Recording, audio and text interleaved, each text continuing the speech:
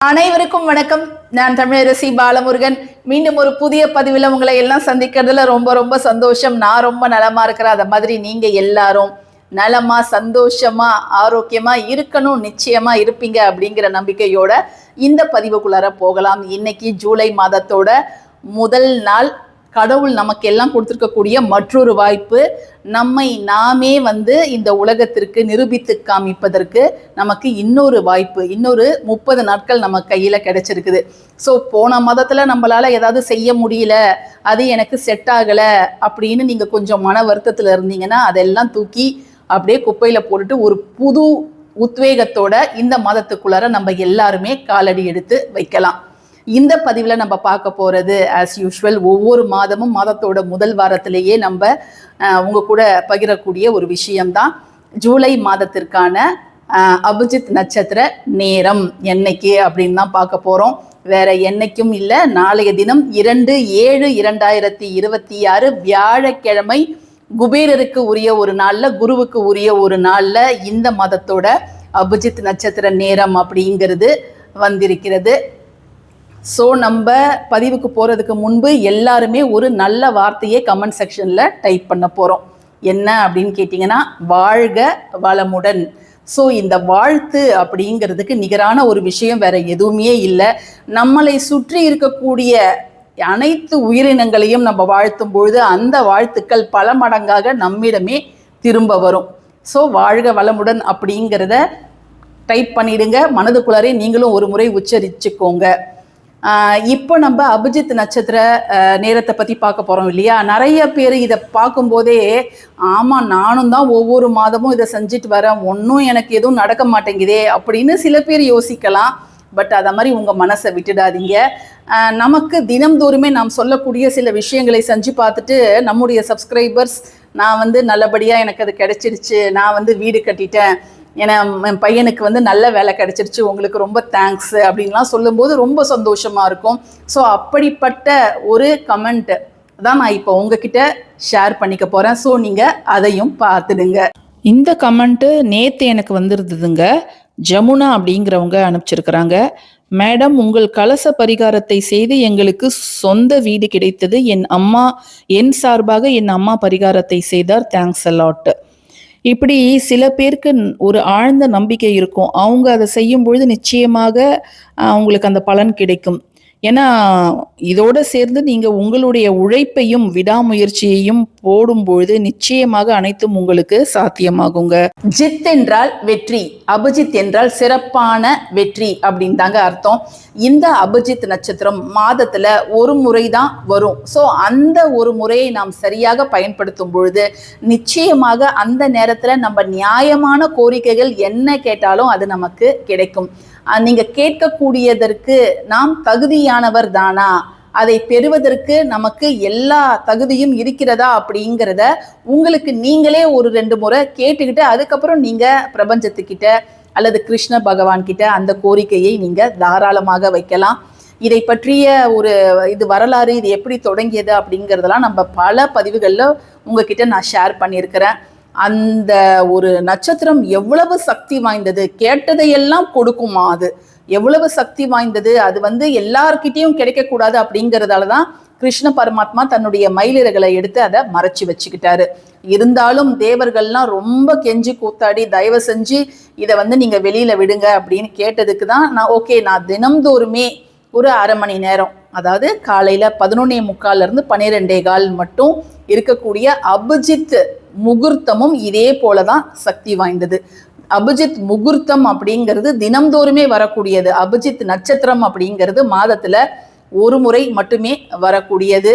அது 28வது நட்சத்திரம் அப்படின்னு நம்ம அழைக்கிறோம். இந்த அபிஜித் நட்சத்திரம் 28வது நட்சத்திரம்னா ஸோ அப்போ கடைசி நட்சத்திரம் ரேவதிக்கு அப்புறம் வரக்கூடிய நட்சத்திரமா அப்படின்னு நிறைய பேர் கேட்குறாங்க. அப்படி கிடையாதுங்க. உத்திராடத்துக்கும் திருவோணத்துக்கும் இடையில் வரக்கூடிய நட்சத்திரம் தாங்க அந்த நட்சத்திரம். அதாவது 24 நிமிடங்கள் மட்டும்தான் அந்த நட்சத்திரம் இருக்கும். ஸோ அந்த நட்சத்திரத்தை நாம் பயன்படுத்திக்கணும். சரி, நாளைக்கு எந்த நேரத்தில் அந்த நட்சத்திரம் வருது அப்படின்னு பார்த்தீங்கன்னா, நாளைக்கு காலையில் சரியாக 9:29 மணிலிருந்து 9:53 மணி வரை காலை வருகின்றது. So 9:29 AM to 9:53 AM powerful 24 minutes. யாருமே இதை தவற விட்டுடாதீங்க. நிறைய பேர் நாங்கள் வேலை செய்கிற இடத்துக்கு போயிருப்போம், அப்படி இல்லைன்னா நாங்கள் வேலைக்கு கிளம்பி வழியில் போயிட்டுருப்போம், அப்போ நாங்கள் என்ன செய்யறது அப்படின்னு நிறைய பேர் யோசிக்கலாம். நீங்கள் இப்போ நம்ம சொல்லக்கூடிய அந்த மந்திரத்தை மட்டும் ஒரு 24 முறை நீங்கள் உச்சரிங்க, அதுவே போதுமானது. ஏன் நாளைக்கு வியாழக்கிழமை இந்த ஒரு மந்திரத்தை உச்சரிக்கணும் அப்படிங்கிறத நீங்களே இப்போ தெரிஞ்சுப்பீங்க. அதற்கு முன்பு உங்கள் கைகளில் இருக்க வேண்டிய மிக மிக முக்கியமான ஒரு பொருள் என்ன அப்படின்னு பார்த்தீங்கன்னா இந்த நெல்லிக்காய் தான். ஸோ இந்த பெரிய நெல்லிக்காய் தாங்க. இந்த பெரிய நெல்லிக்காய்க்கும் குபேரருக்கும் மிக நெருங்கிய நெருக்கம் உண்டு. தான் இழந்த செல்வங்களை எல்லாம் அவர் திரும்ப பெற்றது எப்படி தெரியுமா? இந்த நெல்லி மரங்களை வளர்த்து அதை பராமரிக்க நெல்லி மரம் எப்படி பூத்து காய்த்து குலுங்கியதோ அதே போலவே அவர் இழந்த செல்வங்கள் எல்லாம் அவரிடம் திரும்ப வந்தது. அவர் சிவபெருமான் கிட்ட போய் கேட்கிறாரு, எல்லாமே போயிடுச்சு என்னை விட்டுட்டு, நான் இனிமேல் என்ன செய்யறது அப்படின்னு கேட்டப்ப சிவபெருமான் தான், நீ இந்த நெல்லி மரங்களை நட்டு வைத்து அதை நீ பராமரிச்சுக்கிட்டு வா அப்படின்னு சொல்றாரு. அது மட்டும் இல்லாம ஒரு ஏழை பெண்ணோட உண்மையான பக்திக்கு அந்த தங்க நெல்லிக்கனிகளை பொழிஞ்சது, அந்த கனகதாரா ஸ்தோத்திரம் உருவானதும் நமக்கு தெரியும். ஸோ நீங்கள் உங்கள் வீட்டில் இருக்கும் பட்சத்தில், இப்போ நம்ம வேலைக்கு போயிடுறீங்க, உங்கள் அம்மா இருக்கிறாங்க இல்லை வேற யாராவது வீட்டில் இருக்கிறாங்க அப்படின்னா அந்த குறிப்பிட்ட நேரத்தில் 2 நெய் தீபங்கள் மட்டும் ஏற்றிடுங்க. உங்களுடைய வலது கையில் இந்த நெல்லிக்கனியை கையில் வச்சுக்கோங்க. வச்சுக்கிட்டு நீங்கள் 24 முறை ஓம் கனகதாரை நமக, ஓம் கனகதாரை நமக, ஓம் கனகதாரை நமக அப்படிங்கிற அந்த ஒரே ஒரு வரி மந்திரத்தை 24 முறை நீங்கள் உச்சரிங்க. நீங்கள் எப்பொழுதும் போல நீங்கள் அந்த அபிஜித் நட்சத்திர நேர ஸ்துதியை நாங்கள் சொல்லலாமா அப்படின்னு கேட்டிங்கன்னா தாராளமாக நீங்கள் அதையும் சொல்லலாம், இதையும் சொல்லலாம். அல்லது இல்லைங்க என்னோட இஷ்ட தெய்வத்துக்கான ஒரு மந்திரத்தை தான் நான் சொல்கிறது வழக்கம், நான் அதையே சொல்லிக்கிறேன் அப்படின்னாலும் நீங்கள் சொல்லலாம். இதை தான் சொல்லணும் அப்படின்னு எந்த வித கட்டாயமும் கிடையாது. நாளைய தினத்துக்கு இதை நீங்கள் சொன்னீங்கன்னா அது இன்னும் உங்களுக்கு கூடுதல் பலன்களை தரும் அப்படிங்கிறதால தான் நான் இதை சொல்கிறேன்.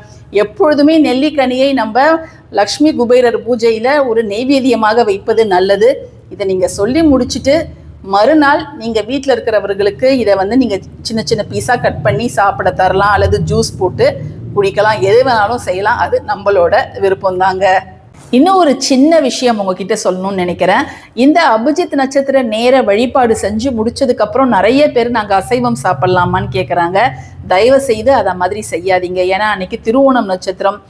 எப்பொழுதுமே ஒரு வேண்டுதலை நம்ம மிக சக்தி வாய்ந்த நேரத்தில் ஒரு வேண்டுதலை வைக்கும்பொழுது நம்மளும் சில ஒழுக்கமான விஷயங்களை பின்பற்றணும். அப்போ தான் நம்முடைய வேண்டுதல் அப்படிங்கிறது நிறைவேறும். ஸோ அசைவத்தை தவிர்த்துடுங்க. நான் பல மாதங்களாக செஞ்சுட்டு வரேன், எனக்கு ஒன்றுமே இம்ப்ரூவ்மெண்ட் இல்லை அப்படிங்கிறத சொல்லவே சொல்லாதீங்க, அப்படி நினைக்கவே நினைக்காதீங்க.